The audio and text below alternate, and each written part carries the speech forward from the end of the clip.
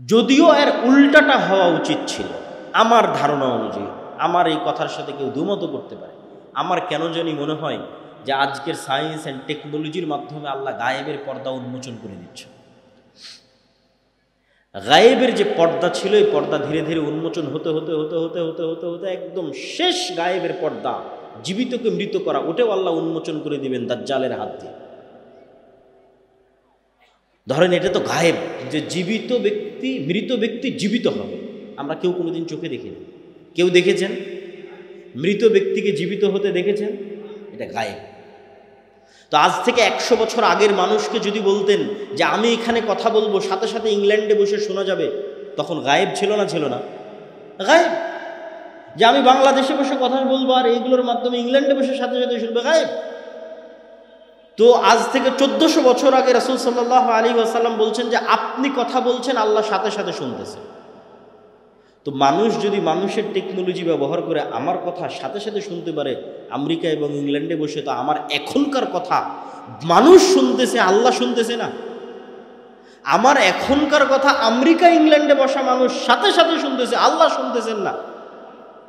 তা আমি তো মনে করি সায়েন্স অ্যান্ড টেকনোলজি গায়েবের পর্দা সরিয়ে দিচ্ছে, ঈমান ইয়াকিনের লেভেলে চলে আসার পর্যায়ে আছে। হয়তো আমরা ওইভাবে চিন্তা করতেছি। আজকে যেই সভ্যতার ওপর দাঁড়িয়ে আছে আধুনিক সভ্যতা, লাইট, ওয়েভ, তরঙ্গ, যেটার মাধ্যমে এগুলো সব চলতেছে, কম্পিউটার বলেন, ইন্টারনেট বলেন, রিমোট বলেন, ওই ওয়েভ, তরঙ্গ সব কিছু, এইটার উপর পুরো বিশ্ব দাঁড়িয়ে আছে।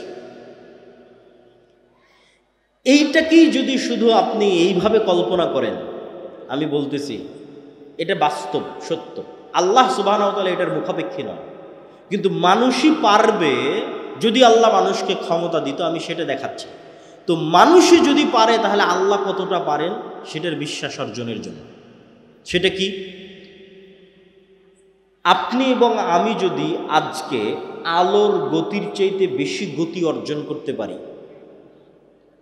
আগে আমরা ঘোড়ায় যেতাম, এখন গাড়িতে যাচ্ছি, বিমানে যাচ্ছি, রকেটে যাচ্ছি, করতে করতে ধরেন আলোর চাইতে বেশি গতি অর্জন করে নিলাম, যেটা মানুষের দ্বারা সম্ভব না। অর্জন করে নিয়ে যদি আমি আলোর গতিতে, আলো 30 বছর চললে যত দূর যাবে আমি তত দূর চলে গেলাম, অতি সহজ কল্পনা করা। আমি যেটা বলছি এটা কল্পনা করা কঠিন কিছু না, 2 মিনিট লাগবে আপনার কল্পনা করতে, যে আমি আলোর চেয়ে বেশি গতি অর্জন করলাম, করে আলো 30 বছর চললে যত দূর যেত আমি ওর আগেই ওখানে চলে গেছি। 30 বছর চললেও যত দূর যেত, যেহেতু ওর চেয়ে বেশি গতি অর্জন করেছি, গিয়ে ওখানে বসে আমি মোবাইলের মতো একটা যন্ত্র বানিয়েছি। কল্পনা করেন, মোবাইলের মতো একটা যন্ত্র, ক্যামেরার মতো একটা যন্ত্র বানিয়েছি। ওখানে বসে থেকে যদি আমি এখন দূরবীন ধরি দুনিয়ার দিকে,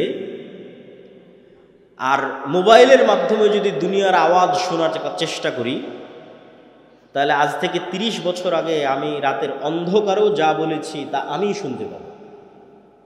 আমি যা বলেছি আমিই তা শুনতে পাবো, আমার 30 বছর আগের কথা। আর যদি দূরবীন ধরি, তাহলে আমি রাতের অন্ধকারে যা করেছি, দিনে যা করছি, যেখানে যা করছি, প্রত্যেকটা জিনিস ঠিক লাইভ যেভাবে দেখা যায় ওভাবে লাইভ দেখা যাবে। কেন এগুলো সব আলোর মধ্যে ভেসে যাচ্ছে।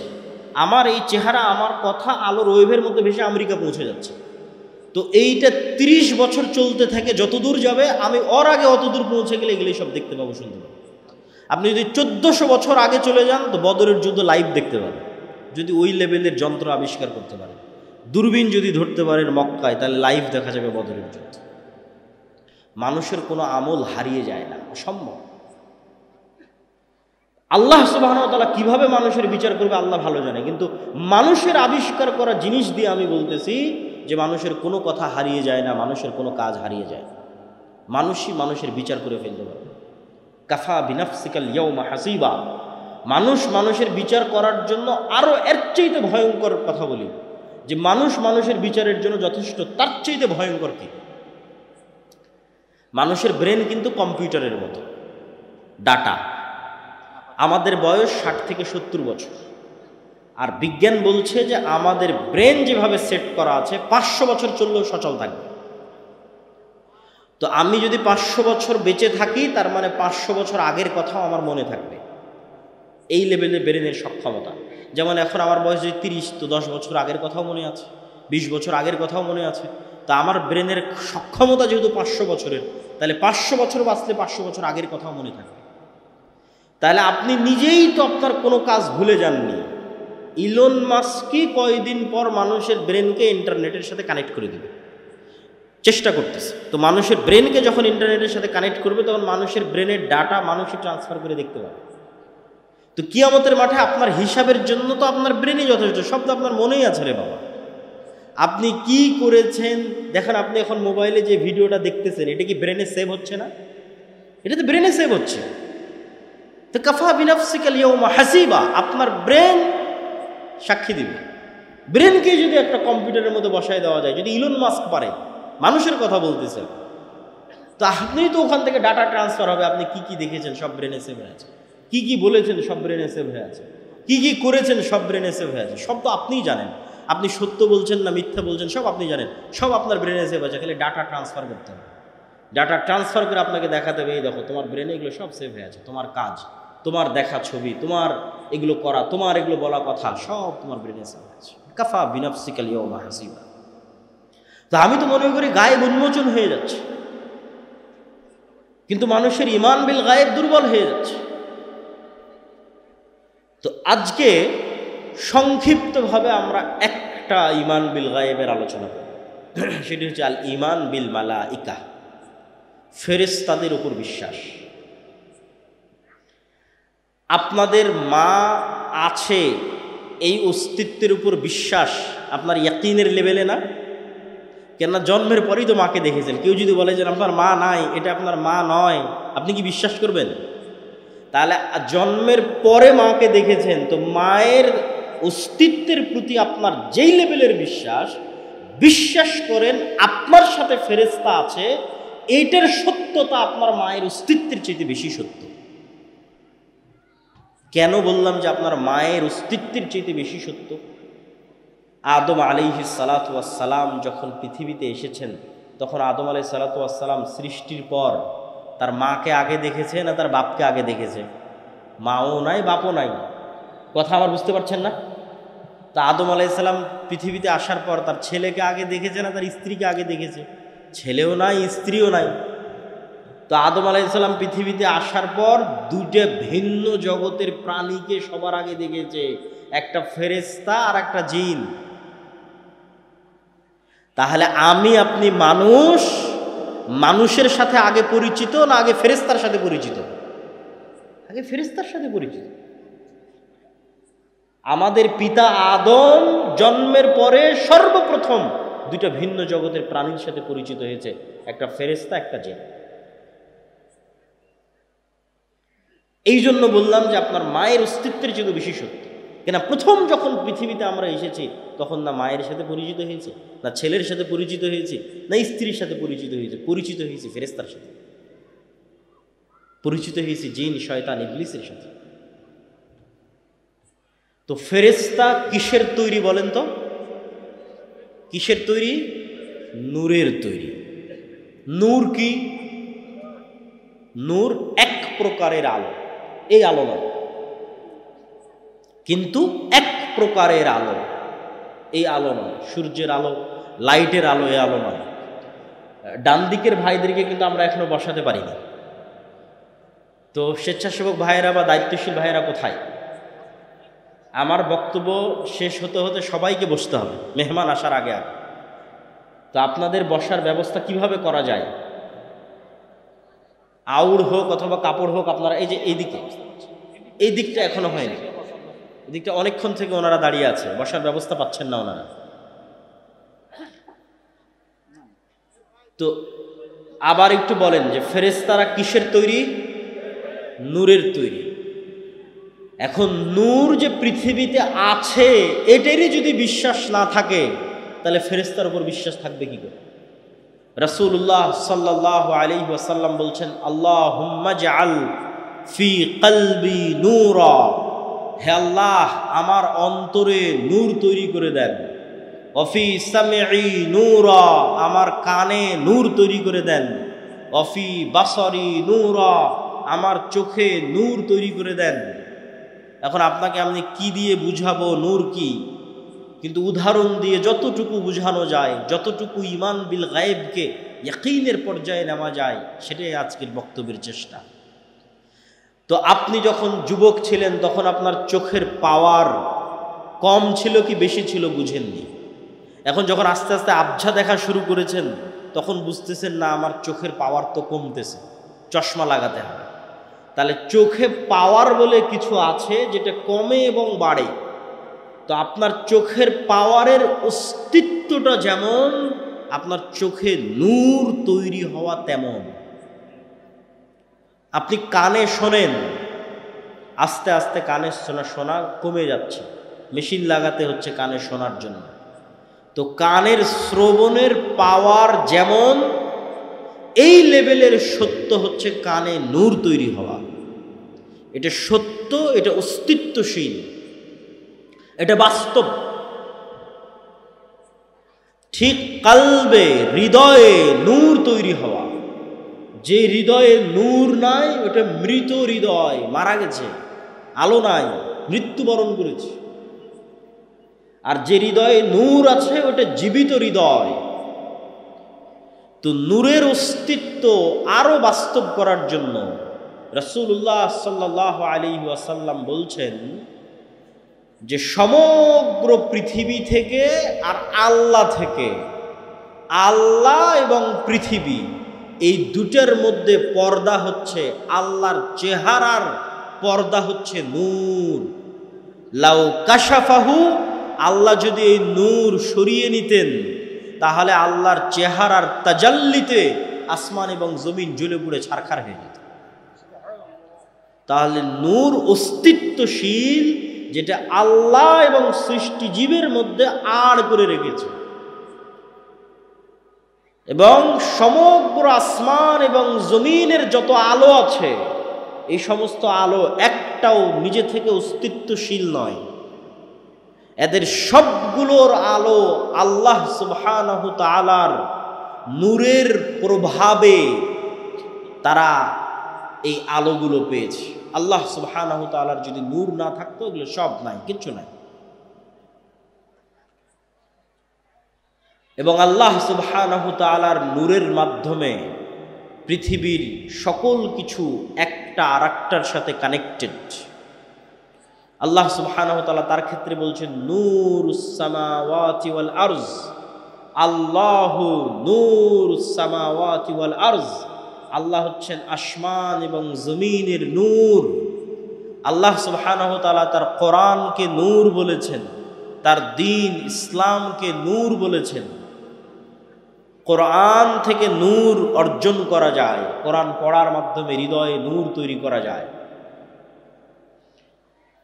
নূর পৃথিবীতে একটা অস্তিত্বশীল জিনিস। আপনি বলবেন তাহলে চোখে দেখি না কেন? ফেরেশতা নূরের তৈরি, ফেরেশতা আছে, ফেরেশতা চোখে দেখি না কেন? নূর চোখে দেখি না কেন?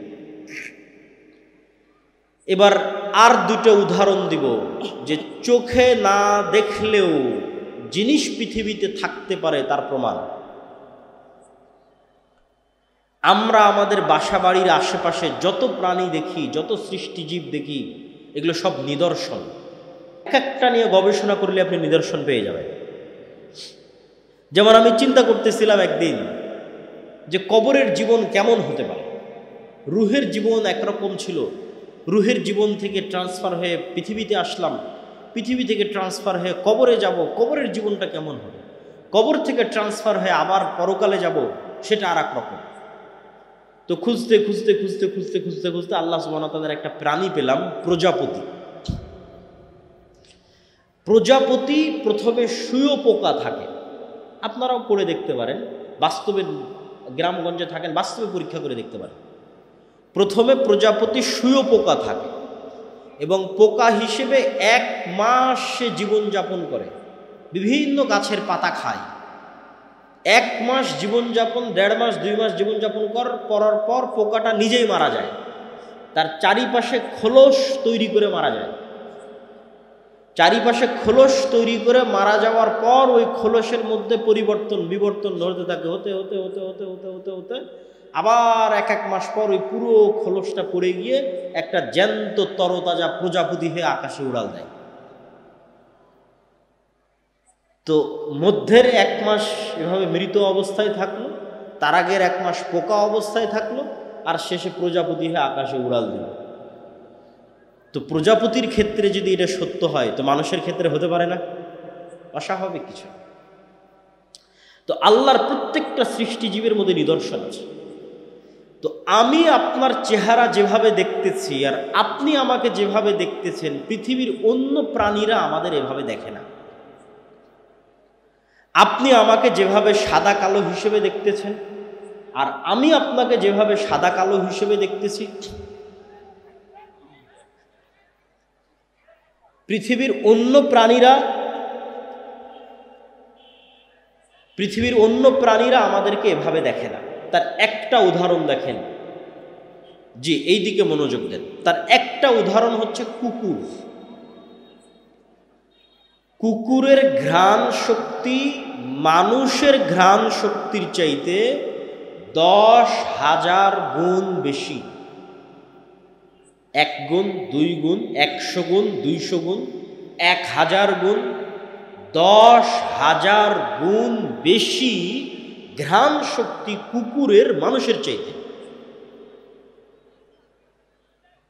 একটু সামনে ওনাকে বসতে দিতে হবে।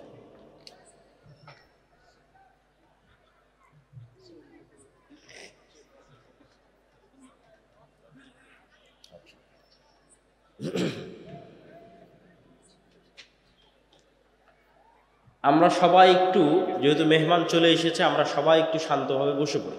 পিছনে যারা আছেন দয়া করে তারাও বসে পড়েন, হাতের ডানে যারা আছেন তারাও বসে পড়েন। আমি আমার বক্তব্য দীর্ঘায়িত করব না, উনি বক্তব্য দিবেন, আবার সেটার অনুবাদ করব, তারপরে শায়েখ আব্দুর রাজ্জাক বিন ইউসুফ আসবেন, উনিও আপনাদের সামনে বক্তব্য দেবেন।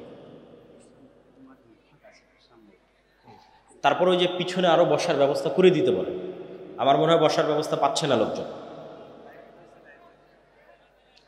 জি সম্মানিত উপস্থিতি, ভাই সমস্যা নাই, ওরা বসে যাবে। ভাই ক্যামেরাম্যান যারা আছেন আপনারা বারবার না উঠে একবারই সেট আপ করে বসে পড়েন, আপনারা লোকজনকে ডিস্টার্ব দিন না। সম্মানিত উপস্থিতি, তো আপনার কুকুরকে আপনি মনে করছেন যে কুকুর আপনাকে দেখে ঘেউ ঘেউ করছে, তো মনে হয় আপনার চেহারা দেখে চিনে। জি না, আমি আপনার চেহারা দেখে চিনি যে আপনি মোটা পাতলা, এতটুকু লম্বা, আপনার মুখে দাঁড়িয়ে আছে, আপনি সাদা, আপনি কালো, এটা আমি চিনি। কেন? ওই পর্যন্ত আল্লাহ আমাকে দেখার শক্তি দিয়েছে। কুকুর এটা দেখে চিনে না, কেন? ওইভাবে ও দেখেই না, ওইভাবে দেখার ক্ষমতাই আল্লাহ তাকে দেয় না। সে আপনাকে চিনে ঘ্রাণ দিয়ে, ঘ্রাণ দিয়ে চিনে ফেলে। তো পৃথিবীতে এমনও লেভেলের ঘ্রাণ আছে, 10,000 গুণ সূক্ষ্ম লেভেলের ঘ্রাণ আছে। যেমন এই মাইকটাতে যদি আমি 1000 বার টানি, কোনো ঘ্রাণই আমার নাকে আসবে না।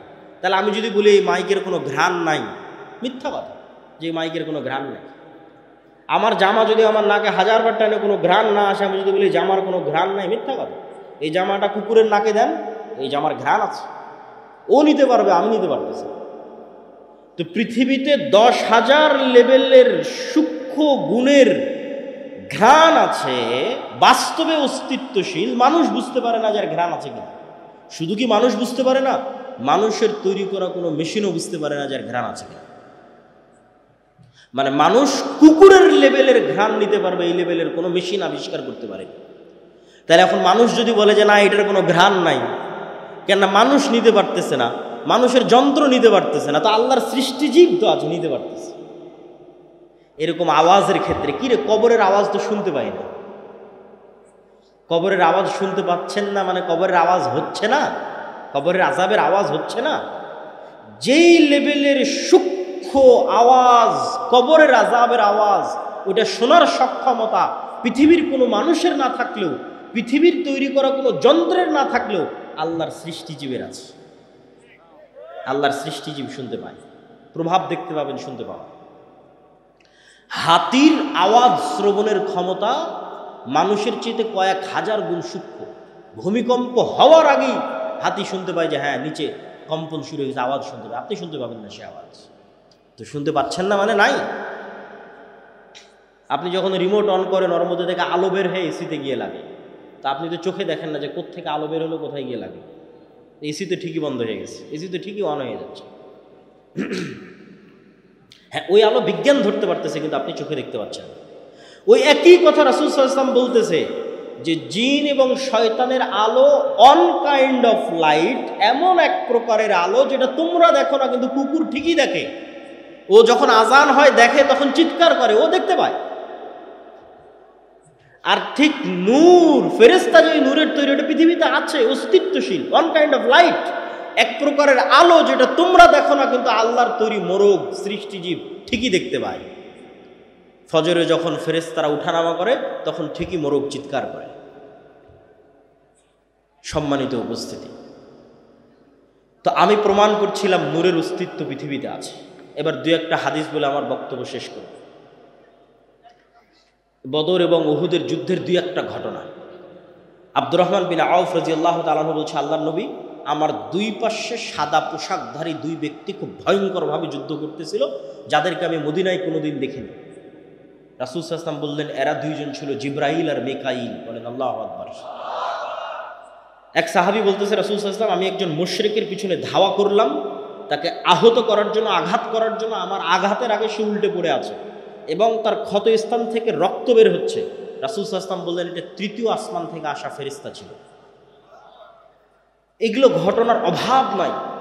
উহুদের যুদ্ধে হানজালা রাদিয়াল্লাহু তাআলা আনহু মারা গেছে, সাহাবীরা বলছে তাকে গোসল দিতে হবে। আল্লাহ নবী বলছে তাকে ফেরেশতারা অলরেডি গোসল দিয়ে দিয়েছে। মুআজ রাদিয়াল্লাহু তাআলা আনহু, সাদ বিন মুআজ, তার জানাজা ৭০,০০০ ফেরেশতা অংশগ্রহণ করেছে, রাসূল সাল্লাল্লাহু আলাইহি ওয়াসাল্লাম বলছেন। জাবের রাদিয়াল্লাহু তাআলা আনহুকে রাসূল সাল্লাল্লাহু আলাইহি ওয়াসাল্লাম বলছেন, তোমার পিতার জানাজা ফেরেশতারা ছায়া দিয়ে আছে। এরকম একদিন মজলিসে, আমি শুধু সংক্ষেপে বলে যাচ্ছি, এরকম একদিন মজলিস রাসূল সাল্লাল্লাহু আলাইহি ওয়াসাল্লাম বসে আছে, একজন ব্যক্তি আসলো, কেউ তাকে চেনে না, অথচ মদিনা এখনও কত ছোট শহর, তখন মাত্র ৭০০-১০০০ মানুষের শহর, সবাই সবাইকে চেনে। আর বিমানের সফর নয়, কত দূরের সফর। বলছে ইসলাম কি, ইমান কি, হিসান কি, সব উত্তর দিয়ে যখন ফেরত চলে গেল, আল্লাহ নবী বলল, জানো কে এসেছিল? জিবরাইল এসেছে। আজকে আমার ঘরে জিবরাইল আসেনি কেন? ঘরে ছবি আছে, ছবি সরাও, জিবরাইল আসবে। জিবরাইল আমাকে বারবার মিসওয়াক করতে বলছে কেন? মুখে গন্ধ আছে। বলছে তোমরা পেঁয়াজ রসুন খেয়ে মসজিদে আসিও না কেন? ফেরেশতাদের কষ্ট হয়। কতটা কানেক্টিং ফেরেশতাদের অস্তিত্ব সাহাবীদের জীবনের সাথে, রাসূল সাল্লাল্লাহু আলাইহি ওয়াসাল্লামের জীবনের সাথে কতটা কানেক্টেড। আর আপনি এবার বুকে হাত দিয়ে জিজ্ঞেস করেন, আপনি বিশ্বাসই করেন না ফেরেশতা আছে? এমনি মুখে বলেছেন আল্লাহর উপর ঈমান আছে, ফেরেশতার উপর ঈমান আছে।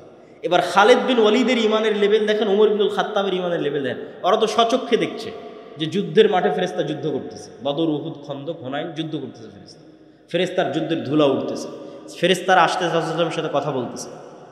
কত ঘটনা নেবেন আপনি ফেরেশতা সাল্লাল্লাহু আলাইহি ওয়াসাল্লামের জীবনের, অসংখ্য, অগণিত। সম্মানিত উপস্থিতি, ফেরেশতা এবং শয়তানের অস্তিত্ব পরস্পর বিপরীত। আপনি ফেরেশতাদের সাথে বন্ধুত্ব করছেন না শয়তানের সাথে বন্ধুত্ব করছেন আপনার উপর। আর আপনি যদি বলেন যে আমার ঈমান এত দুর্বল, তারপরও যদি কোনো উপায় থাকে ফেরেশতাদের অস্তিত্ব বুঝার, তা একটা উপায় আপনাকে দিয়ে যায়। আজকেই পরীক্ষা করতে পারেন যে এই পৃথিবীতে আল্লাহর ফেরেশতা আছে, এখানেও ফেরেশতারা বসে আছে। আপনার মায়ের অস্তিত্বের চাইতে সত্য যে আপনার সাথে ফেরেশতা আছে, আপনার পিতা এবং আপনার সন্তানের অস্তিত্বের চাইতে সত্য যে আপনার সাথে ফেরেশতা আছে, এখানেও বসে আছে এবং তারা থাকে। একটা এক্সপেরিমেন্ট, একটা পরীক্ষা। ঠিক যদি বিমানের টিকিট থাকে, ট্রেনের টিকিট থাকে, তখন যেমন নিয়ত থাকে যে বিমানের টিকিট ধরতে হবে, ট্রেন ধরতে হবে, সকালবেলা পরীক্ষা থাকলে যেমন নিয়ত থাকে, ওই লেভেলের একদিন নিয়ত করবেন যে কাল সকালে ফজরে আমাকে উঠতে হবে সালাতের জন্য। আর দুনিয়ার কোনো মানুষকে বলার দরকার নাই যে আমাকে ঘুম থেকে উঠে দিও, ফোনেও অ্যালার্ম দেওয়ার দরকার নাই যে আমাকে ঘুম থেকে উঠে দিও। কেন বলবেন মানুষকে? কেন দিবেন ফোনে অ্যালার্ম? আল্লাহর ফেরেশতা তো পৃথিবীতে আছে। আমার কথা বুঝতে পারেননি মনে হয়? আপনি বিশ্বাস কেন করতে পারছেন না যে ফেরেশতা আছে? মানুষকে কেন বলা লাগবে? ফেরেশতারাই তো আছে আপনাকে জাগিয়ে দেওয়ার জন্য। রাসূল সাল্লাল্লাহু আলাইহি সাল্লাম বলতেছে, আপনি এইভাবে ঘুমালে আপনার মাথার পাশে একজন ফেরেশতা থাকবে ফজর পর্যন্ত, আপনার দায়িত্ব নেই। আপনি মানুষকে কেন বলতে যাবেন? পরীক্ষা করেন। ফেরেশতা আপনাকে ফজরে ঘুম থেকে উঠিয়ে দেওয়ার জন্য যে কোনো রাস্তা অবলম্বন করতে পারে, সেটা যেভাবেই হোক। সেটা আপনার বাচ্চা কাদার মাধ্যমে হোক, সেটা ঝড়ের বাতাসের মাধ্যমে হোক, সেটা বিদ্যুৎ যাওয়ার মাধ্যমে হোক, সেইটা মশা কামড়ের মাধ্যমে হোক, সেটা আপনার কানের মধ্যে ডাইরেক্ট আজানের আওয়াজ ঢুকিয়ে দেওয়ার মাধ্যমে হোক, আপনাকে জাগাবে। ফেরেশতারা পৃথিবীতে আছে সবসময় বিচলমান, কিন্তু আমাদের ঈমান বিল গায়ব নেই। মূসা আলাইহিস সালাতু ওয়াস সালামকে আল্লাহ এটাই শিখিয়েছে যে মূসা, যেই লাঠি দিয়ে তুমি গাছের পাতা পাড়তে, যেই লাঠি দিয়ে তুমি লাফ দিয়ে গর্ত পার হয়ে যেতে, তোমার ওই হাতের লাঠিকে আমি সাপ বানিয়ে দিলাম, যাও, যাতে তুমি শিখো যে দুনিয়ায় মানুষ যা দেখে এগুলোই সব নয়, এরও ঊর্ধ্বে মহাশক্তিমান আল্লাহ আছে, তার উপর ভরসা রাখতে হবে। এটা যাতে মূসা শিখে। কেননা মূসার লড়াই হবে পৃথিবীর সবচেয়ে শক্তিশালী বাদশাহ ফেরাউনের সাথে, অত্যাচারী বাদশাহ ফেরাউনের সাথে। দুনিয়াবি লজিকে এই লড়াই বিজয় অর্জন অসম্ভব। যদি কেউ, মূসা আলাইহিস সালাম যদি ন্যূনতম চেষ্টা করতেন আমি দুনিয়াবি মাধ্যমে ফেরাউনের সাথে বিজয় অর্জন করতে যাব, তাহলে ওই যে মন্দির পাহারা দেওয়ার মতো কম্প্রোমাইজ করতে হতো। কোনো রাস্তা ছিল না মূসা আলাইহিস সালামের সাথে, কিন্তু উনি জানতেন আল্লাহর শক্তি সম্পর্কে, আল্লাহর ক্ষমতা সম্পর্কে, ফলত কোনো প্রকার কম্প্রোমাইজ ছাড়া উনি বিজয় অর্জন করেছেন। তো ঈমান বিল গায়েব যেই দিন মুসলমানদের মজবুত হয়ে যাবে, মুসলমানদের বিজয় সুনিশ্চিত। কেননা শক্তি ক্ষমতা ফেরাউনের তুলনায় মূসার যত দুর্বল ছিল, আজকের মুসলমানদের অত দুর্বল নয়। আর শক্তি ক্ষমতা আবু বকর, ওমর, উসমানের, পারস্য রোমানের তুলনায় যত দুর্বল ছিল, আজকের মুসলমানদের অত দুর্বল নয়। দুর্বল কিসে? ঈমানই নাই আল্লাহর উপর, আল্লাহর শক্তির উপর, এটাই দুর্বল। তো আল্লাহর উপর বিশ্বাস অর্জন করতে হবে, ফেরেশতাদের উপর বিশ্বাস অর্জন করতে হবে। আগামী 6 ও 7 নভেম্বর আল জামিয়া সালাফিয়া ডাঙ্গিপাড়া পবা রাজশাহীতে সালাফি কনফারেন্স। আপনাদের এখানেও মেহমান এসেছে, তিনি তো থাকবেনই, এবং দেশ বিদেশের আরও ওলামায়ে কেরাম সেখানে উপস্থিত থাকবেন। আপনাদের সকলের উপস্থিত হওয়ার উদাত্ত আহ্বান। যাবেন তো ইনশাআল্লাহ? ইনশাআল্লাহ, আল্লাহ কবুল করুন। আর আজকে দাওয়া ইলাল্লাহর মাধ্যমে আমাদের যে বিভিন্ন মক্তবগুলো পরিচালিত হয়, সেগুলোর অধীনে এই প্রোগ্রাম আয়োজিত হয়েছে। আমি জানি না স্বেচ্ছাসেবকরা রেডি আছে কিনা। তারা যদি রেডি থাকে, তারা যদি ভিতরে যায় আপনাদের কাছে সহযোগিতার জন্য, এই মুহূর্তে রেডি থাকলে আমি যাওয়ার আহ্বান করব। যদি যায় তাহলে আপনারা সর্বোচ্চ পর্যায়ের সহযোগিতা করার চেষ্টা করবেন। আলহামদুলিল্লাহ, আমাদের দাওয়া ইলাল্লাহর অধীনে প্রায় 600টা মক্তব সমগ্র বাংলাদেশে পরিচালিত হচ্ছে, যার জাতীয় মক্তব প্রতিযোগিতা এবছর টিভি চ্যানেলে আয়োজিত হবে ইনশাআল্লাহ, আল্লাহ সুবহানাহু ওয়া তাআলা যদি কবুল করে। আর যে বিষয়ে আমি আলোচনা করতেছি এবছর, আল ঈমান বিল গায়ব, এই বিষয়ে বই আসতেছে, আল্লাহর পথে যাত্রা নামে সালাফি কনফারেন্সে প্রকাশিত হচ্ছে। যদি যান তাহলে আশা করি নিতে পারবেন ইনশাআল্লাহ। দলিল তো বিস্তারিত এখানে অত বলতে পারলাম না, সব ওখানে পয়েন্ট বাই পয়েন্ট বিভিন্ন দলিল দেওয়া আছে। কেন আমার অবজারভেশন হচ্ছে মুসলমানদের ঈমান বিল গায়েবই নাই। ঈমানই নাই তো কী করবে? কম্প্রোমাইজ করা ছাড়া আর কোনো রাস্তা নাই। আর যদি ঈমান থাকে, কম্প্রোমাইজ করা লাগবে না, বাংলাদেশের ক্ষমতা লাগবে না, কোরআনে সারা পৃথিবীর ক্ষমতা অর্জনের রাস্তা বলে দেওয়া আছে। কিসের বাংলাদেশ? কারো যদি ঈমান বিল গায়েব অর্জন হয়ে যায়, তো সারা পৃথিবীর ক্ষমতা অর্জন করতে হবে। কেননা ওই লেভেলের বিশ্বাস চলে আসলে পারমাণবিক বম পানিও হয়ে যেতে পারে। ওই লেভেলের ইয়াকিন যদি আসে, তাহলে পারমাণবিক বম পানিও হয়ে যেতে পারে। কেননা সাউন্ড টেকনোলজি সবচেয়ে পাওয়ারফুল। এখনকার টেকনোলজি লাইটের টেকনোলজি, আর আমি বলছি সবচেয়ে পাওয়ারফুল এগুলো সাউন্ড টেকনোলজি, যেটা আল্লাহ সুবহানাহু ওয়া তাআলা সুলাইমান আলাইহিস সালামকে দিয়েছিলেন। ওমা উতীতু মিনাল ইলমি ইল্লা কালিলা, অল্প দিয়েছিলেন। সাউন্ড টেকনোলজি মানে এই মাইকেরও একটা কথা বোঝার ক্ষমতা আছে, এই কাপড়েরও একটা কথা বোঝার ক্ষমতা আছে, প্রত্যেকটা সৃষ্টিজীবের কথা বোঝার ক্ষমতা আছে। কি বললে বুঝবে আমি জানি না। তো আল্লাহ সৃষ্টি করেছে কুন ফায়াকুন আওয়াজ দিয়ে। ইসরাফিল যখন বাঁশিতে ফুৎকার করবে, আওয়াজে ধ্বংস হয়ে যাবে, মানে ওই আওয়াজ আসমান বুঝে যে কোন আওয়াজে তাকে ধ্বংস হতে হবে। এই সোফা ওই আওয়াজ বুঝে, যে আওয়াজ বুঝলে ফেটে বিচ্ছিন্ন হয়ে যায়, ধ্বংস হয়ে যায়। কিন্তু কোন আওয়াজ এই সোফা বুঝবে আমি জানি না। এই জন্য রাসূল সাল্লাল্লাহু আলাইহি ওয়াসাল্লাম বলছে কিয়ামতের পূর্ব মুহূর্তে শহর বিজয় হবে মুসলমানদের আল্লাহু আকবার আওয়াজে শহর বিজয় হয়ে যাবে। নেন, ইরানের এই যে বিজ্ঞানীদের হত্যা করা হলো, হামাসের নেতাদের হত্যা করা হলো ওয়েভ দিয়ে, মোবাইলের বিস্ফোরণ। দূর থেকে ওয়েভ ছেড়েছে ইসরায়েল থেকে, মোবাইল এখানে বিস্ফোরণ হয়ে গেছে। মানে এই মোবাইলের ওই ওয়েভ বোঝার ক্ষমতা আছে। তো ওই ওয়েভ বোঝার যেমন ক্ষমতা আছে, এই মোবাইলের আওয়াজ বোঝারও ক্ষমতা আছে। সে আওয়াজ আমরা জানি। আর কোরআন কার আওয়াজ? কোরআন কার আওয়াজ? তাহলে সবচেয়ে শক্তিশালী টেকনোলজি মুসলমানদের কাছে আছে। এরা গেছে কম্প্রোমাইজ করতে। কোরআনের অপমান, দিনের অপমান, ইসলামের অপমান। কম্প্রোমাইজ ছাড়াই বিজয় সম্ভব যদি ঈমান বিল গায়েব থাকে। আমি আমার সংক্ষিপ্ত বক্তব্য এখানেই শেষ করছি এবং এই মুহূর্তে আপনাদের সামনে আল্লামা সাহেব बैठ के तकरीर करेंगे यहाँ पे वहीं पे ঠিক। তো এখন আপনাদের সামনে বক্তব্য নিয়ে আসবেন পাকিস্তানের আল্লামা ইহসান ইলাহি জহির রাহিমাহুল্লাহ। মোটামুটি যারা আহলে হাদিস আছেন বা টুকটাক আহলে হাদিস আলেম ওলামাদের চিনেন, তারা আল্লামা ইহসান ইলাহি জহির রাহিমাহুল্লাহকে চিনার কথা। ইহসান ইলাহি জহির রাহিমাহুল্লাহকে চিনেন বা তার বক্তব্য দুই একবার শুনেছেন, এরকম কেউ আছেন? মাশাআল্লাহ, জাযাকাল্লাহ খাইর, বারাকাল্লাহ ফিক। ওনার আপনি ইউটিউবে গিয়ে সার্চ দিলেই পাবেন আল্লামা ইহসান ইলাহি জহির। ওনার বক্তব্যের যে আওয়াজ, যে ভাষা, যে দাপট, এই রকম ভারত উপমহাদেশের নিকট অতীতে জন্মগ্রহণ করে। তো ওনার সেই সুযোগ্য বাবার সুযোগ্য সন্তান আল্লামা ইবতিসাম ইলাহি জহির হাফিজাহুল্লাহ, তিনি পাকিস্তান থেকে বাংলাদেশে এসেছেন আমাদের 6 এবং 7 নভেম্বরের সালাফি কনফারেন্সকে সামনে রেখে। এখন তিনি আপনাদের সামনে সংক্ষিপ্ত বক্তব্য দিবেন, তার বক্তব্যের সংক্ষিপ্ত অনুবাদ আমি করব ইনশাআল্লাহ। আল্লামা সাহেব হাজ ক্যামেরা का सारे सेटअप यहाँ पे है।